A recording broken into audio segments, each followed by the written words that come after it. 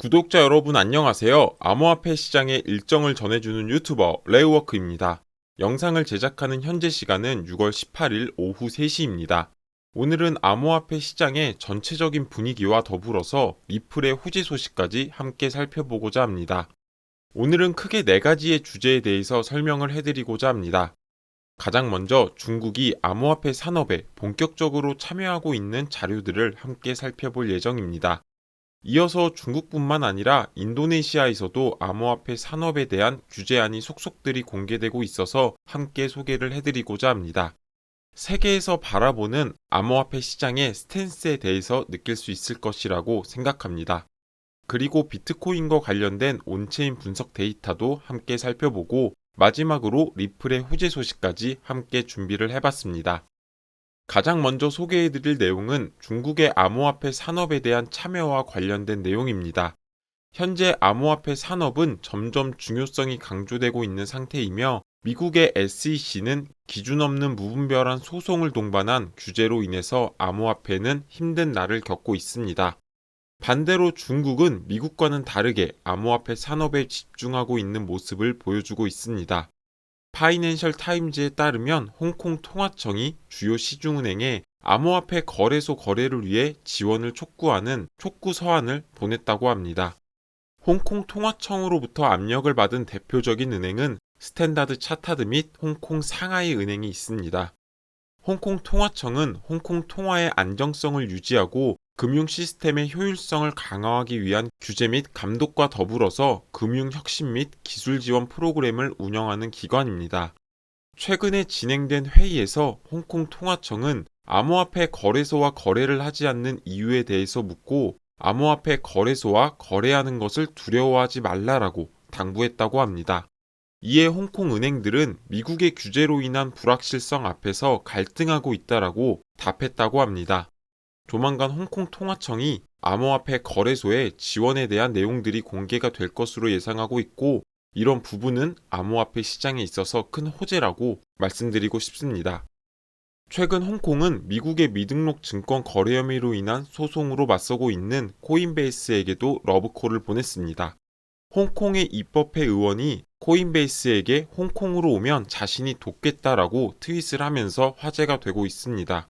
입법 의원은 현재 글로벌 암호화폐 거래소가 홍콩의 규제 준수 라이센스를 신청하고 있다라고 전하면서 코인베이스 또한 홍콩 내 거래소 라이센스를 신청한 뒤에 증시 상장 계획까지도 하면 어떨지 제안하고 있는 상태입니다. 중국의 영향과 간섭을 받는 홍콩의 의원이 모두가 볼 수 있는 트위터에서 홍콩으로 와라 라고 말할 수 있는 부분이 중국의 암호화폐에 대한 친화적인 분위기라는 것을 암시해주는 부분인 것 같습니다. 최근 중국은 암호화폐 산업에 대해서 큰 관심을 보이고 있고 이를 홍콩을 통해서 진행하고 있는 모습을 보여주고 있습니다. 이를 뒷받침해주는 자료가 몇 가지가 있는데 가장 먼저 중국은 3만 개 이상의 블록체인 기업이 등록이 되어 있고 전 세계 블록체인 특허 중에 84%가 중국에서 보유하고 있습니다. 이처럼 중국은 암호화폐 산업에 대해서 영향력을 점점 강화해 나가고 있습니다. 이를 두고 미국 스탠포드 대학교에 소속된 정책 연구기관인 후버 연구소는 중국에서 진행되고 있는 암호화폐 산업에 대한 내용을 분석했습니다. 보고서에서는 디지털 경제에서 중국의 영향력이 확실히 커지고 있고 중국은 탈달러에 대항할 혁신의 기회로 암호화폐를 삼고자 함을 보여주고 있다라고 언급하고 있습니다. 이처럼 중국은 암호화폐를 통한 혁신의 기회를 단독적으로 마련하기보다는 브릭스 국가들을 통해서 함께 진행하고 있습니다. 최근 브릭스 국가들은 영향력이 점점 강화되고 있고 이러한 영향력을 바탕으로 현재 탈달러를 위한 공동 통화가 논의 중에 있습니다. 국가 간 거래에서 달러의 점유율이 90%에 육박하기 때문에 기존의 화폐로는 불가능한 부분을 중국 또한 잘 알고 있을 것이고 이를 대처할 만한 방안은 암호화폐를 활용할 수밖에 없다라고 생각하고 있을 겁니다.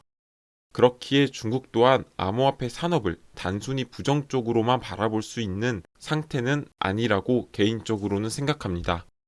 다음 소식은 인도네시아 정부가 자국 내에서 거래 가능한 암호화폐 목록을 공개했습니다. 인도네시아는 중국과는 다르게 국가 차원에서 암호화폐에 대해서 친화적인 국가에 속합니다. 이번에 인도네시아가 공개한 거래 가능 목록에는 총 501개 암호화폐가 포함되어 있습니다. 여기서 중요하게 봐야 할 부분은 SEC가 증권으로 분류한 코인들이 인도네시아 정부에서 거래 가능한 코인 목록에 대거 포함이 되어 있었다라는 점입니다. SEC는 최근 거래소에 대한 소송을 통해서 약 19개 코인에 대해서 증권으로 규정지었습니다. 그래서 로빈후드, 벡트를 비롯한 글로벌 거래소에서 암호화폐가 상장 폐지되는 상황이 있었고, 이는 시장의 불안감을 극대화시키고 있습니다. 하지만 홍콩, 영국, 유럽, 인도네시아 등은 암호화폐 산업에 있어서 규제안을 점점 확립해 나가고 있다는 점을 볼 때 미국의 강한 규제라고 할지라도 암호화폐 산업은 존재할 수밖에 없다라고 이해할 수 있습니다. 그렇기에 걱정보다는 시간을 가지고 물량을 점점 모아나가시면서 기다리신다면 좋은 결과가 있을 것이라고 생각합니다. 다음은 온체인 분석 데이터들에 대해서 함께 살펴보고자 합니다. 가장 먼저 비트코인의 가치에 대한 온체인 분석 데이터를 가져와 봤습니다. 파란색 선은 거래소가 보유한 비트코인의 양을 나타내고, 보라색은 10년 동안 움직이지 않은 비트코인의 양을 나타냅니다. 현재 10년 동안 움직이지 않은 비트코인의 양이 거래소의 보유량보다도 50만 개나 더 많은 것을 볼 수가 있습니다. 이는 유동성이 그만큼 낮아졌다라는 것을 의미하기도 하는데, 유동성이 낮아졌다라는 것은 비트코인의 가격이 급상승을 하거나 급락을 할 수 있는 변동성이 높다라는 말과도 같습니다. 하지만 장기 홀더들이 많다라는 것은 장기적으로 상승을 바라보고 있다라는 것을 의미하고, 앞으로 있을 반감기까지 겹쳐진다라면 비트코인의 상황은 더욱더 긍정적일 수밖에 없지 않을까 생각을 합니다. 다음은 비트코인의 가격과 더불어서 지갑에 0.1개 이상의 비트코인을 보유한 주소수를 나타낸 차트입니다. 주황색이 비트코인 0.1개 이상을 보유한 주소수를 나타내고, 현재 440만 개로 올타임 하이에 도달한 모습입니다. 올타임 하이를 기록한 부분을 미루어 볼 때 현재 비트코인 네트워크의 활동성이 높은 것을 나타내고 있고, 그만큼 대중의 관심을 많이 받고 있다는 것을 보여주기도 합니다. 또한 이러한 부분은 추후 비트코인의 가격이 크게 상승하게 되었을 때 시장의 참여자가 한 번에 강력하게 증가될 수 있음을 의미하기도 합니다. 그리고 다음은 비트코인과 나스닥의 차트를 중첩해 놓은 자료입니다. 5년간의 데이터 중 최근 비트코인과 나스닥 지수의 상관관계가 최저 수준으로 낮아진 것을 볼 수가 있습니다. 보시면 대부분 비트코인과 나스닥은 커플링되어서 움직이고 있는 모습을 볼 수가 있고, 최근은 나스닥과 디커플링 되어서 움직이고 있는 상태입니다. 최근 한 달간 나스닥 지수는 10%가 상승한 반면 비트코인은 9%의 하락을 기록하고 있습니다. 이는 AI 열풍과 더불어서 나스닥이 상승했기 때문이고, 비트코인은 규제로 인한 하락을 맞이하고 있기 때문입니다. 이 자료가 말해주는 것은 두 가지가 있을 것 같은데, 첫 번째로는 전체적인 큰 그림으로 봤을 때는 나스닥과 동일하게 비트코인이 상승 곡선을 그릴 수 있다라는 부분이고, 두 번째는 AI 열풍이 끝나면 나스닥도 하락할 것이라는 점입니다. 저는 나스닥이 하락한다 하더라도 해당 유동성이 비트코인으로 유입될 수 있다라고 보고 있고, 결국에 나스닥과 마찬가지로 비트코인은 상승 곡선을 그릴 수 있지 않을까라고 생각하고 있습니다. 과거에 21년 불장일 당시 비트코인 도미넌스는 71.8%까지 상승했습니다.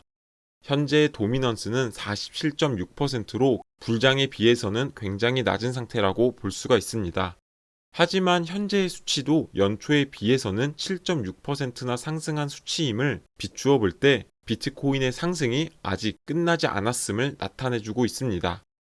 이 자료를 통해서 확인할 수 있는 사항은 전체적인 시장의 불장이 오기 위해서는 비트코인의 상승이 가장 우선이 되어야 한다는 점입니다. 최근 블랙록의 현물 ETF 신청을 비롯해서 반감기까지 비트코인의 다양한 호재들이 남아있기 때문에 비트코인의 물량은 계속해서 모아나가시기를 추천드립니다. 다음은 리플과 관련된 소식입니다. 리플이 콜롬비아 중앙은행과 리플 CBDC 플랫폼을 활용해서 국가 간 결제 시스템 개선을 진행하기 위한 파트너십을 체결했다라는 소식입니다. 이번 업무 협약을 통해서 리플과 콜롬비아 정보통신기술부 그리고 블록체인 기술 기업인 피어시스 테크놀로지는 CBDC를 시범 운영할 계획이라고 합니다. 그리고 CBDC 또한 리플레저를 활용한 리플의 플랫폼을 기반으로 하고 있습니다. 이번 업무 협약으로 진행될 블록체인 프로젝트는 총 3단계로 구성이 되어 있습니다. 그중 1단계인 CBDC는 23년 말까지 시범으로 운영되어 진행될 예정입니다. 그리고 2단계와 3단계 목표는 정부나 공공기관의 결제를 적용함으로써 속도나 확장성, 투명성에 대해서 문제가 없는지를 확인하는 것입니다.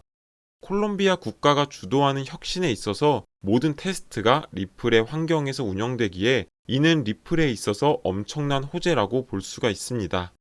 콜롬비아의 정보기술부 장관은 블록체인 기술의 잠재적인 효율성을 평가할 수 있을 것이다라는 기대를 남겼고, 이에 리플 부사장은 앞으로 CBDC의 새로운 길을 열 수 있을 것이라고 평가했습니다. 리플은 20년도부터 각국과의 CBDC 테스트에 참여했고 ODA를 통한 국가 간 송금 기술을 크게 성장시켰습니다. 최근에는 커스터디 기업인 메타코를 현금으로 인수하면서 점점 사업을 확대해 나가고 있습니다. 하지만 SEC와의 소송으로 인해서 리플의 시세는 2년간 억눌려져 있는 상태입니다. 2020년 12월부터 진행된 리플과 SEC의 소송이 이제 약식 판결만을 앞두고 있는 상태입니다.